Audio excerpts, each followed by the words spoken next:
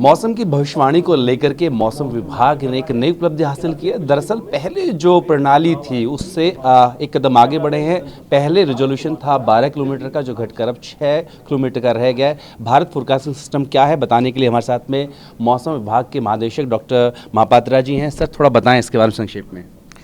आज honourable minister of art sciences doctor Jitendra Singh साहब ने देश को समर्पित किए हैं भारत फोरकास्ट सिस्टम।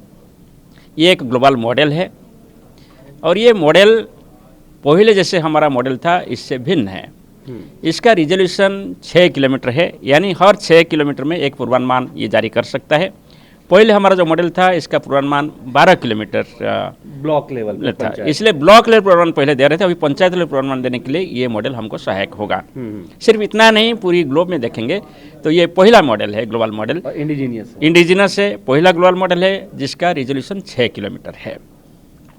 सबसे बड़ी बात है कि जब आप पंचायत लेवल पर पूर्वानुमान जारी कर पाएंगे तब जो हमारा रूरल इंडिया है, जहाँ कृषि है, जहाँ हमारे फार्मर्स भाइयों बहनों है, जहाँ फिशरमैन है, मछुआरे हैं और छोटे छोटे बिजनेसमैन है, जनरल पब्लिक है, उन सभी को इसका जानकारी मिलेगा सटीकता के साथ। क्योंकि हम इसको कंपेयर किए हैं पहला मॉडल की तुलना में, ये मॉडल का भी पूर्वानुमान ज़्यादा एक्यूरेट होगा।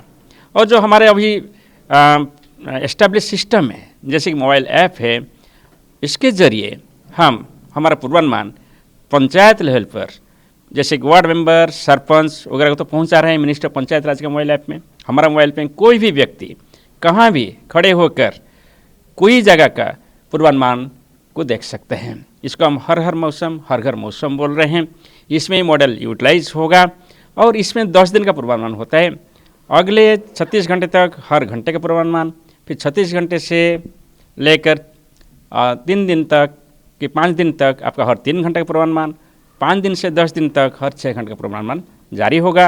इसमें जो एक फार्मर या फिशरमैन या जनरल पब्लिक जो ज़रूरत होता है, जैसे कि बारिश हुआ कि नहीं, क्लाउडीनेस हुआ कि नहीं, टेम्परेचर कितना होगा, मिनिमम टेम्परेचर और मैक्सिमम टेम्परेचर, सभी का जानकारी इसमें रहेगा। ह्यूमिडिटी कितना होगा, ये सभी रहेगा। ये सभी हमारे कृषि को हेल्प करने के लिए मैं सोचता हूँ कि बहुत हेल्पफुल होगा।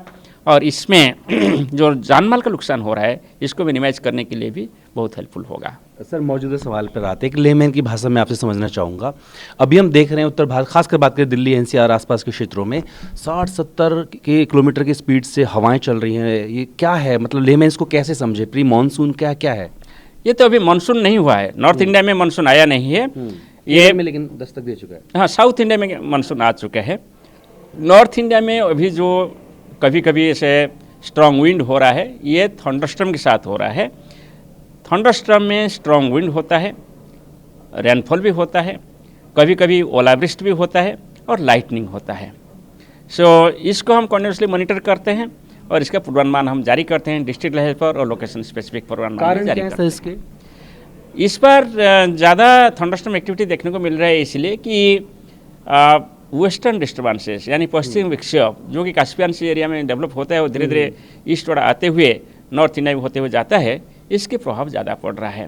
तो इसके प्रभाव में ये आप बता सकते हैं कि ये एक ट्रिगरिंग मैकेनिज्म होता है। ऐसे ही आपका समर सीजन में थंडरस्टॉर्म होता है क्योंकि ज़्यादा हीटिंग होता है। नहीं देखा 60-70 किलोमीटर प्रति घंटा, नहीं 60-70 किलोमीटर होता है, विंड स्पीड होता है, वो कुछ नई बात नहीं है। नई बात यही है कि इस बार इसका जो फ्रीक्वेंसी है वो ज़्यादा है। इसका कारण यही है कि जो बार बार वेस्टर्न डिस्टर्बेंस एक के बाद एक आ रहे हैं, इसके साथ साथ जो मॉइस्चर सप्लाई हो रहा है बे ऑफ बंगाल अरेबियन सी में, ये थंडरस्टॉर्म को ज़्यादा एक्टिव कराते हैं और इसलिए हमको ऐसे विंड्स, रेनफॉल के साथ थंडरस्टॉर्म देखने को मिल रहा है। ये स्थिति कब तक बनी रह सकती है सर?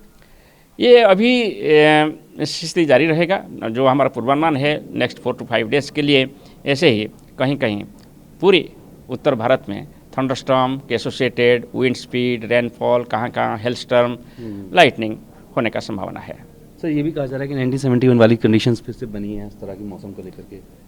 देखिए, एवरी मानसून इज यूनिक, सो हम इसको मॉनिटरिंग कर रहे हैं सीजन से शुरू करके, फिर मंथली फोरकास्ट, फिर every week forecast for next 4 weeks, फिर every day forecast for next 7 days, then every day में फिर हर 3 घंटे में हम फोरकास्ट दे रहे हैं। तो जैसे आपने बताया कि साउथ में आ चुका है मानसून और दिल्ली में भी इसका मतलब पहले ही आ जाएगा। बीच में कुछ ब्रेक की बात भी की 2 जून के आसपास, थोड़ा समझा दीजिए। दिल्ली के बारे में हम कुछ नहीं बताया अभी 2 अर्ली।